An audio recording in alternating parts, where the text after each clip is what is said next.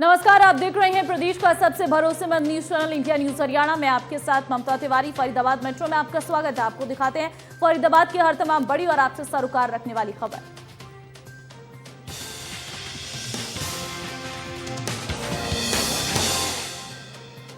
कल बीती देर शाम फरीदाबाद में 3 दिवसीय सांसद खेल महोत्सव का आगाज सेक्टर 12 खेल परिसर में शुरू किया गया, जिसमें मुख्य अतिथि के तौर पर केंद्रीय राज्य मंत्री कृष्णपाल गुर्जर ने खिलाड़ियों की मार्च पास्ट की सलामी लेकर इस खेल का आयोजन की शुरुआत की। प्रतियोगिता के आयोजन के अवसर पर शहर के गणमान्य लोगों के साथ साथ तमाम प्रशासनिक अधिकारी भी मौके पर मौजूद रहे। सांसद और केंद्रीय राज्य मंत्री कृष्णपाल गुर्जर ने कहा कि सांसद खेल महोत्सव प्रधानमंत्री की सोच है ताकि दूरदराज और ग्रामीण अंचल में छुपी प्रतिभाओं को प्लेटफॉर्म उपलब्ध करवाया जा सके। फरीदाबाद में सांसद खेल महोत्सव 2022 का शुभारंभ हुआ है और शुभारंभ में लोगों का जोश ये बता रहा है, खिलाड़ियों का जोश ये बता रहा है कि जोश लगातार बढ़ना है। ये हमारे दुनिया के सबसे लोकप्रिय नेता और भारत के यशस्वी प्रधानमंत्री आदरणीय नरेंद्र मोदी जी की सोच है कि सांसद खेल महोत्सव के माध्यम से दूर दराज के गांवों में जो छुपी हुई प्रतिभाएं हैं, जो कस्बों में, छोटे नगरों में जो खिलाड़ी हैं, उनको कोई ऐसा मंच मिले जहां वो अपनी प्रतिभा का प्रदर्शन कर सके और देश के लिए खेलें और देश का नाम पूरी दुनिया में रोशन करें। तो उन सब खिलाड़ियों को एक अच्छा मंच देने के लिए आदरणीय मोदी जी की प्रेरणा से ये सांसद खेल महोत्सव का शुभारंभ 2022 से पूरे देश में शुरू हुआ है। और ये क्योंकि ये आजादी का 75वां साल है, जिसको आदरणीय मोदी जी की सरकार ने पूरे देश में अमृत महोत्सव के रूप में मनाने का फैसला किया है। तो ये अमृत महोत्सव का जो आयोजन पूरे देश में चल रहा है, ये उसके लिए भी एक समझता हूँ एक शुरुआत है। हरियाणा में खिलाड़ियों को आदरणीय मुख्यमंत्री जी के मार्गदर्शन में हमारे खेल मंत्रालय ने जो नई खेल नीति बनाई है, वो भारत की सर्वश्रेष्ठ खेल नीति है। सारे प्रदेश उसका अनुसरण करने की तरफ आगे बढ़ रहे हैं और इसीलिए हरियाणा खिलाड़ियों की खान है। जहां हरियाणा के खिलाड़ियों के कारण भारत की जो प्रतिष्ठा है खेलों में पूरी दुनिया में जानी जा रही है। तो आज देश की प्रतिष्ठा को बढ़ाने का काम पूरी दुनिया में खेलों के माध्यम से हरियाणा के खिलाड़ियों ने किया है। मंत्री जी, जैसा कि आपने कहा कि पूरे देश में ये महोत्सव मनाया जा रहा है, तो केवल भाजपा सांसद मना रहे हैं या फिर और पार्टियों के सांसद? आदरणीय मोदी जी, देखिए आदरणीय मोदी जी ने सबको आह्वान किया है, सभी सांसदों को आह्वान किया है कि अपने अपने लोकसभा क्षेत्रों में इस तरह का वो आयोजन करें, खिलाड़ियों को एक मंच दें, खेलों के प्रति इस मंच के माध्यम से खिलाड़ियों की रुचि बढ़े। ये हमारे दूरदर्शी प्रधानमंत्री मोदी जी की सोच है और उसी सोच को हम सारे सांसद मिलकर आगे बढ़ा रहे हैं। और चलिए आगे बढ़ते हैं। प्रदेश के परिवहन मंत्री मूलचंद शर्मा ने फरीदाबाद सेक्टर 12 खेल परिसर में चल रहे 3 दिवसीय सांसद खेल महोत्सव में बास्केटबॉल गेम की शुरुआत कराई। इस अवसर पर मंत्री मूलचंद शर्मा ने केंद्रीय राज्य मंत्री कृष्णपाल गुर्जर का खेल महोत्सव कराने के लिए आभार जताया। इस दौरान उन्होंने कहा कि खेलों से बच्चों का शारीरिक विकास के साथ साथ बौद्धिक विकास होता है। सबसे पहले अपने केंद्रीय मंत्री कृष्णपाल गुर्जर जी का सांसद है हमारे यहाँ से, जो सांसद खेल सब रखा है 3 दिन का है और उन्होंने इस आयोजन किया है। हर तरह के बच्चे हर मैच में खेलेंगे और इसका बच्चे पूरे लाभ लेंगे। हमारे इंडस्ट्री वाले दूसरे लोग भी इसमें शामिल हैं। इससे खेल को बढ़ावा मिलेगा, स्वास्थ्य को बढ़ावा मिलेगा और आने वाले समय में जो बच्चे अवेयरनेस है उसको जागरूक करने का काम मिलेगा, तो लोगों को इससे ज़्यादा से ज़्यादा लोगों को लाभ। वहीं फरीदाबाद के सभी मेट्रो स्टेशन पर पुलिस प्रशासन के द्वारा बम निरोधक दस्ता की टीम और डॉग स्क्वाड की टीम के साथ सर्च अभियान चलाया गया। पुलिस प्रवक्ता सूबे सिंह ने जानकारी देते हुए बताया कि सुरक्षा के मद्देनजर बम निरोधक दस्ता प्रतिदिन चेकिंग अभियान चलाएगा, जिसके तहत शहर में संवेदनशील और महत्वपूर्ण स्थानों की बारीकी से जांच की जाएगी।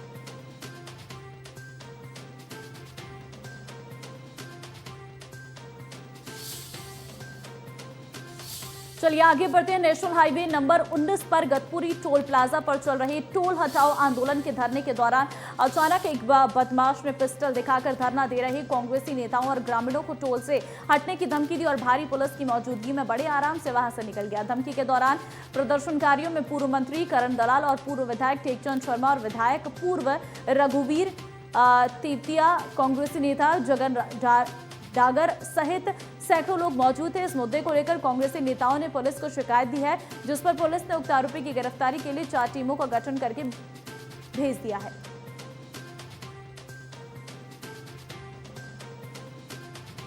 वो जो गुंडा आया था, वो गुंडा पुलिस के इशारे पर, पुलिस की देखरेख में, भारतीय जनता पार्टी के नेताओं के संरक्षण में और टोल कंपनी के संरक्षण में धरने पर बैठे हुए सभी लोगों को डराने के लिए आया था कि या तो ये धरना ख़त्म करो और वरना तो ये पिस्तौल दिखाते हुए कि हमें फिर तुम्हें ख़त्म करना आता है। और इस तरह की हरकत करके पुलिस के संरक्षण में वहाँ से उसको निकाल दिया जाता है, ये उम्मीद करके कि शायद ये लोग डर के मारे और यहाँ से अभी चले जाएंगे। लेकिन इन प्रशासन को और उन कीड़े मकोड़ों को, उन गुंडों को ये पता नहीं है कि हम बहुत बड़ी बड़ी सरकारों से, बहुत बड़े बड़े गुंडों से टकरा चुके हैं। ये तो बेचारे अल्लू लल्लू गुंडे और ये अल्लू लल्लू प्रशासन है। और अब हमारे इरादे और मजबूत हैं।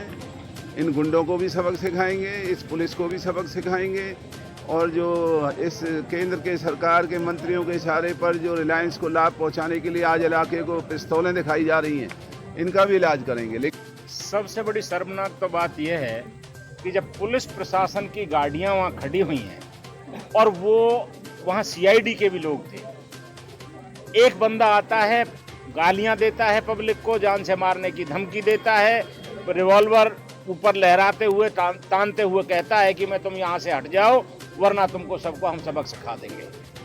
मेरी समझ में नहीं आता, ये पुलिस प्रशासन में आज हम इसीलिए आए हैं यहाँ पे, एसएचओ से और एसीपी, ये डीएसपी जो आए हुए हैं, उनसे ये पूछना चाहते हैं कि भाई आपने उनके खिलाफ क्या कार्रवाई की। एक नहीं था, उसके साथ 5-6 लड़के और थे, ये अवैध हथियार के साथ थे।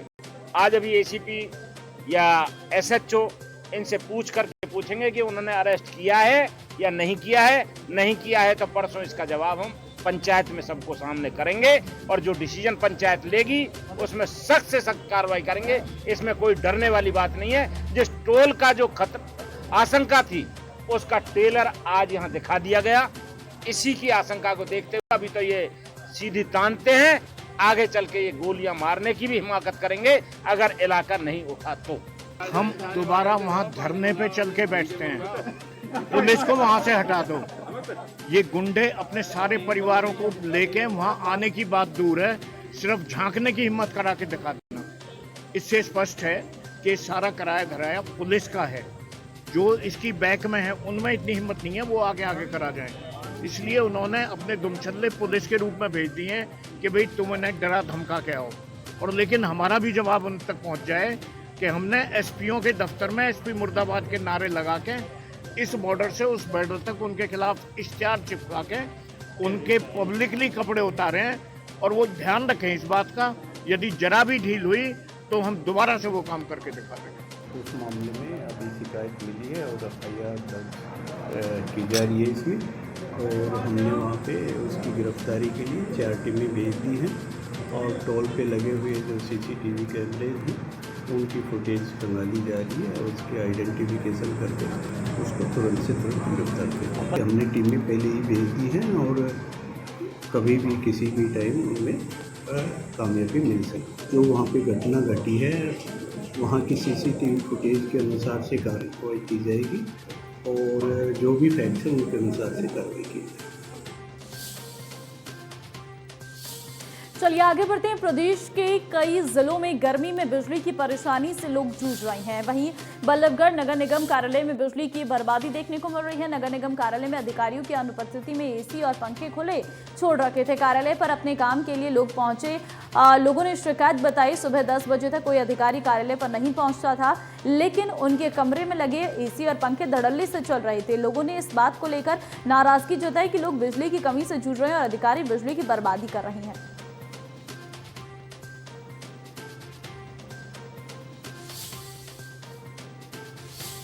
तो एक तरफ जहां फरीदाबाद में बिजली के कट लगने की वजह से जनता परेशान है, तो वहीं बल्लभगढ़ नगर निगम कार्यालय में बिजली की फिजूल खर्ची देखने को मिल रही है। निगम कार्यालय में अधिकारियों और कर्मचारियों की ड्यूटी पर आने का वक्त वैसे तो 9 बजे का है, लेकिन 1.5-2 घंटे तक भी कार्यालय नहीं पहुंचते।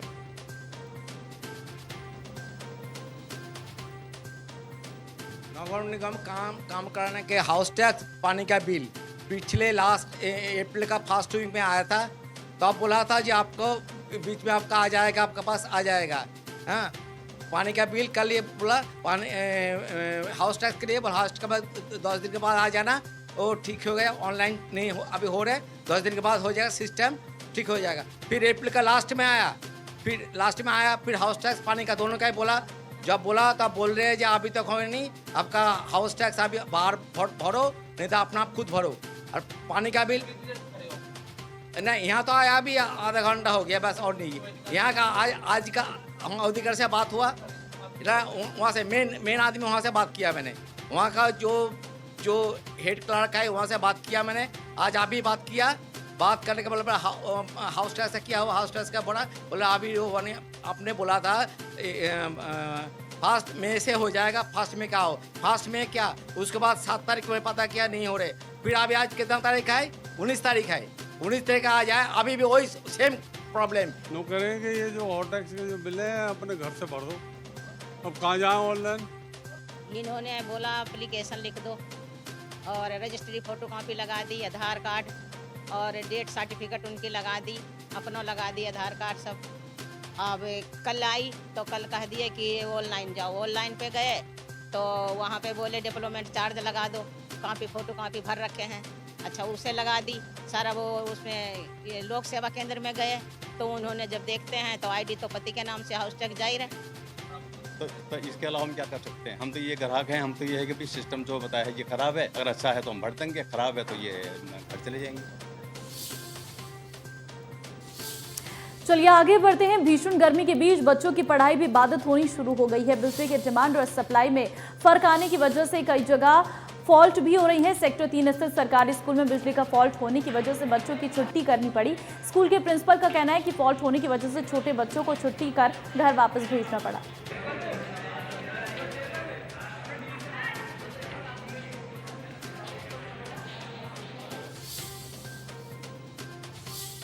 चलिए आगे बढ़ते हैं। 40 साल की उम्र के आसपास मरीज को हार्ट अटैक आने की खबरें कई बार आपने सुनी होंगी, लेकिन अब 20 साल के युवा भी इस बीमारी से ग्रसित हो रही हैं। SSB heart and multi specialist hospital Faridabad के कार्डियोलॉजिस्ट डॉक्टर एस बंसल का कहना है कि इसके पीछे 90% स्मोकिंग वजह है, जबकि 10% में अन्य वजह से हार्ट अटैक आ रहा है। दिल की बीमारी को लेकर अब तक अमूमन 40 साल की उम्र में भी ऐसा सोचा जाता था, आश्चर्य माना जाता था अगर किसी को हार्ट अटैक आता है। लेकिन अब वो 20 साल की उम्र में अगर किसी युवा को होता है तो ये उससे भी ज़्यादा अचंभा है। हमारे साथ में एसएसबी हॉस्पिटल के चेयरमैन डॉक्टर एस बंसल हैं, जाने माने हार्ट स्पेशलिस्ट हैं, उनसे बात कर लेते हैं। सर, ये एक बड़ी अजीब सी स्थिति हो गई है कि 20 साल की उम्र में भी अगर हार्ट अटैक आता है तो किसी को कैसे देखते हैं सर इसे? ये एक्चुअली पिछले कुछ सालों में हमने देखा है कि जो 20 से 30 साल की उम्र के जो मरीज हैं, उन जो हार्ट अटैक से हॉस्पिटल में आ रहे हैं, उनकी संख्या लगातार बढ़ती जा रही है। पहले जब मैं 25 साल पहले मैं फरीदाबाद में आया था एज ए हार्ट स्पेशलिस्ट, तो हार्डली कोई पेशेंट आता था। 30 साल से कम की उम्र वाला कोई पेशेंट आता ही नहीं था प्रैक्टिकली, और 40 से नीचे वाले भी बहुत ही कम होते थे। तो पिछले कुछ सालों से लगभग लास्ट 10 इयर्स में मैंने देखा है कि उन 20 से 30 साल की उम्र वाले बच्चों में, वो मतलब यंग एडल्ट्स हो गए, यंग एडल्ट्स में हार्ट की बीमारी बढ़ती जा रही है दिन प्रतिदिन। और हमारे हॉस्पिटल में ही हमने, अगर हम पिछले ऐसे पेशेंट 20% के करीब जितने मरीज टोटल आते हैं हार्ट अटैक के, उनमें से 20% पेशेंट जो हैं वो 40 साल से कम उम्र के होते हैं, और 5% पेशेंट 30 साल से कम उम्र के होते हैं। अच्छा, लेकिन जिस तरह से आप जिक्र कर रहे हैं कि आपके हॉस्पिटल में भी पहुंच रहे हैं इस तरह के केस, आप ज़रूर निश्चित तौर से इलाज भी उनका बखूबी कर ही रहे होंगे, लेकिन इसके पीछे वजह क्या मानते हैं सर? जी, ये जो हमारे पेशेंट्स में हमने कॉमन रिस्क फैक्टर जो देखा है वो ये देखा है कि ज़्यादातर ये बीमारी मेल्स में होती है और 98 to 99% पेशेंट जो हैं वो मेल्स थे और 1 या 2% फीमेल्स हैं जिनकी एज 20 से 30 साल की उम्र में है। तो ये जो 98% मेल्स हैं उनमें हमने देखा कि 90% जो पुरुष थे वो स्मोकर थे। तो स्मोकिंग सबसे बड़ा मुख्य कारण रहा इन पेशेंट्स में। और दूसरा था कि ये सारे सीडेंटरी लाइफस्टाइल के लोग थे जिनमें वेट ज़्यादा था। 80% से ज़्यादा पेशेंट ऐसे थे जिनका वज़न ज़्यादा था और जिनको वज़न ज़्यादा होने का कारण था सीडेंटरी लाइफस्टाइल, क्योंकि आजकल स्मार्टफोन की अवेलेबिलिटी होने के बाद आउटडोर गेम्स कम हो गई हैं, तो ज़्यादातर ऐसे लोग घर बैठे रहते हैं, अपने मोबाइल पे ही गेम्स खेल ली और अपने मोबाइल पे ही सारा दिन काम किया, तो उससे उनको आउटडोर या फिज़िकल एक्टिविटी उनकी ख़त्म हो गई, जिसकी वजह से उनको जल्दी प्री मैच्योर डायबिटीज़ होनी शुरू हो गई, ब्लड प्रेशर हाई रहने लग गया वेट ज़्यादा होने की वजह से। तो ये सारे कारण भी कंट्रीब्यूट कर रहे थे। 90% को तो स्मोकिंग मेन कारण था, 10% में ये दूसरे कारण। जी, निश्चित तौर से ये थे हमारे साथ में डॉक्टर एस.एस. बंसल जो एसएसबी हॉस्पिटल के चेयरमैन हैं, जिनका साफ तौर से कहना है कि 20 साल की उम्र में अगर किसी को हार्ट अटैक आ रहा है तो समझ लीजिए कि उसके पीछे कई रीज़न होंगे, लेकिन सबसे बड़ा जो रीज़न है वो है स्मोकिंग। स्मोकिंग छोड़िए, डॉक्टर के पास में जाने से बच जाएंगे। फरीदाबाद से देवेंद्र कौशिक, इंडिया न्यूज़। चलिए आगे बढ़ते हैं। महंगाई की मार से लोगों का जीना दुभर होता जा रहा है। खास तौर से उन गृहिणियों के लिए अपनी रसोई का बजट बैलेंस करना मुश्किल हो रहा है जो सामान्य परिवारों से आती है। महिलाओं का कहना है कि सबसे अधिक महंगाई की मार गैस सिलेंडर के दाम बढ़ने से उनके ऊपर पड़ रही है। इसके अलावा दाल, चावल, आटा और तेल भी महंगा हो गया है। दालों के रेट 1.5 से 2 गुने तक पहुंच चुके हैं। महिलाओं ने सरकार से अपील की है कि बढ़ती महंगाई पर जल्द लगाम लगाई जाए।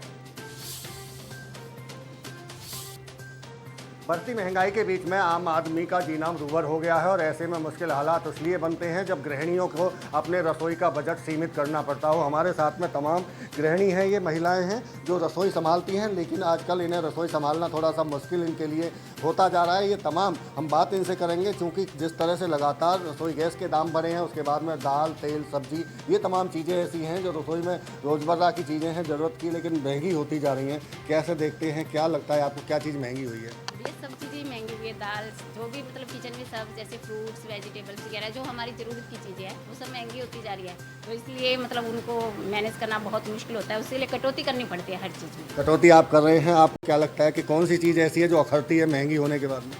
सबसे ज़्यादा गैस की ज़्यादा अखरती है हमें, क्योंकि हर समय किचन में लेडीज़ लगी रहती है और हर कभी कुछ बच्चों की डिमांड्स, हस्बैंड की प्रॉब्लम्स जो भी है, सारा किचन से ही ताल्लुकात रखता है सबसे ज़्यादा, इसलिए गैस सबसे ज़्यादा मेरे को गैस आपको महंगी लगती है? गैस तो महंगी, लगातार दाम बढ़ रहे हैं गैस के, तो रसोई के कोई बजट पे असर पड़ा है क्या उससे? हाँ, रसोई पे असर पड़ा, हर चीज़ काटनी पड़ती है, सब्जियां भी, फल भी सोच के खरीदना पड़ता है कि लें या नहीं लें। दालें, हर चीज़ में अपने आप को कंट्रोल करना पड़ता है। तो घरेलू जो सिलेंडर है अब कितने का आ रहा है फिलहाल? 1000 रुपये का आ रहा है अभी। तो थोड़ा महसूस होता होगा कि एकदम रेट थोड़ा नहीं, बहुत होता है। पहले जो 500-600 का था, 1000 का आ रहा है वो। देखिए, बिल्कुल कहीं ना कहीं रसोई के जो गैस के जो दाम हैं वो बढ़े हैं, वो परेशान करने वाली चीज़ें हैं। और क्या लगता है आपको, और क्या रसोई में ऐसा महंगा हुआ है जो मुश्किल सी बनती है रसोई में बजट बनाने के लिए मुश्किल होता होगा? उसमें सबसे पहली बात तो जो दूध जो मेन आइटम है, वही जो हम पहले 40 रुपये लीटर लेते थे, वो आजकल वो 65 रुपये लीटर हमें मिल रहा है। अम्मा जी, आपका लंबा एक अनुभव रहा है, किस तरह से देखते हैं, क्योंकि अब जब महंगाई चरम पर हो और सब यही कह रहे हों कि रसोई का बजट बिगड़ गया है, लेकिन आपने तो पुराने दौर भी देखे होंगे जब बड़ा बेहद तमाम चीज़ें सस्ती होती होंगी। हाँ, पहले तो बहुत सस्ती थी, 20 रुपये किलो तेल आता था सरसों का, और घी भी बहुत सस्ता था, सब दालें भी बहुत सस्ती थी, 10 रुपये किलो, 5 रुपये किलो ऐसे ली हमने तो।